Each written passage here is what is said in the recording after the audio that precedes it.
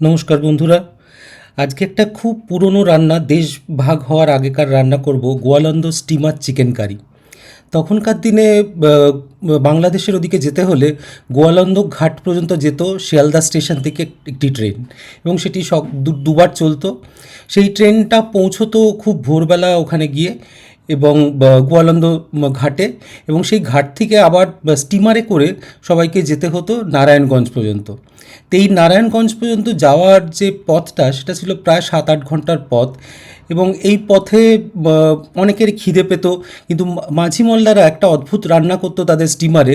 তার নাম দিয়েছিল গোয়ালন্দ স্টিমার চিকেন কারি। এবং কথায় শোনা যায় যে এই স্টিমার কারি নাকি অনেক সময় যাত্রীরাও চেয়ে খেতেন তাদের কাছ থেকে। এটা নিয়ে অনেক ফুড জার্নালিস্ট, মানে পৃথা সেন, অনেক পড়াশুনো করে অনেক কিছু লিখেছেন এক্স্যাক্ট পদ্ধতিটা বার করার জন্য। তা আমি আজকে একটা চেষ্টা করছি সেই ইয়েটা গোয়ালন্দ স্টিমার চিকেন কারি বানানোর জন্য। এটা একটা অদ্ভুত স্বাদের খেতে হয়। আপনাদের প্রথমেই আমি খানিকটা চিংড়ি মাছ বাটা দেখাচ্ছি এই কারণেই, কারণ এটাই এটার মূল ইনগ্রিডিয়েন্ট আর কি এই খাবারটার।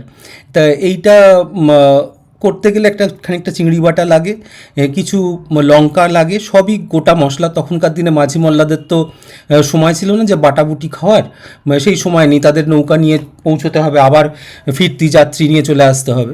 তা তখন ওরা অনেক সময় বলতো ফাউল কারি।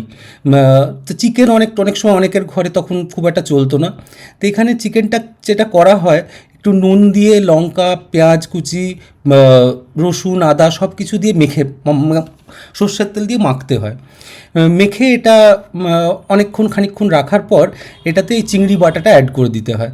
এটা একটা অদ্ভুত ব্যাপার, মানে মানে চিংড়ি মাছ দিয়ে চিকেন কোনো দিন তো আমরা তেমন খাই না, কিন্তু এই অদ্ভুত পুরনো খাবারটা কিন্তু এখনও মানুষের মধ্যে রয়ে গেছে, এবং প্রচুর লোকে এটা বিভিন্ন রকমভাবে ট্রাই করে।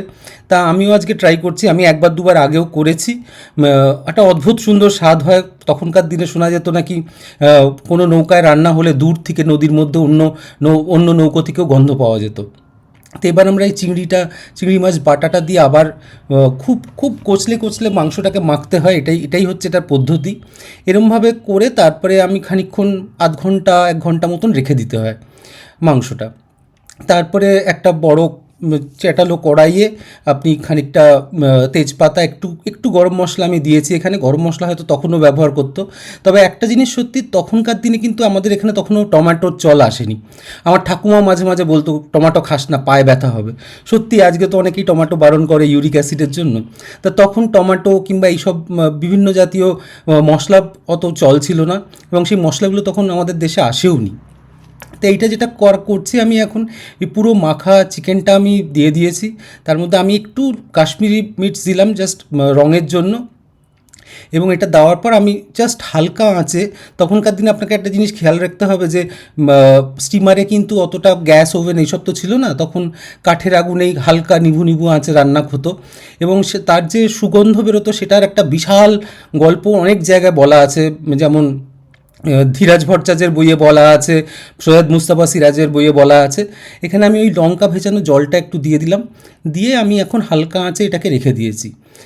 দেখছেন জিনিসটা আস্তে আস্তে অন্যরকম হচ্ছে। চিংড়ি মাছটার যে বাটাটা, সেটা একটু দলা দলা টাইপের হয়ে গেছে, এবং সেটার স্মেলটাও চিকেনের মধ্যে যাচ্ছে। তো এইবার রান্নাটা খুব সহজ রান্না এবং খুব ইজি। এবার আমি এটা ঢাকা দিয়ে হালকা আঁচে রেখে দেবো। খুব একটা কিছু করার নেই। পেঁয়াজ, রসুন, আদা সমস্ত কিছু আস্তে আস্তে ধীমে ধীমে আঁচে রান্না হয়ে গিয়ে জিনিসটা সেই গন্ধটা বেরোতে আরম্ভ করবে, যেটা তখনকার দিনে লোকে খুব বলতো। এবং একটা গোপন কথা বলি, আমার বাবাও সেই সময় বাংলাদেশ যেতে গিয়ে একবার দুবার নাকি খেয়েছে, যদিও বারণ ছিল বাড়িতে চিকেন খাওয়ার। তো এটা একটা অদ্ভুত রান্না, আপনারা নিশ্চয়ই ট্রাই করবেন। ভালো লাগলে শেয়ার করবেন, লাইক করবেন। Thank you so much for watching.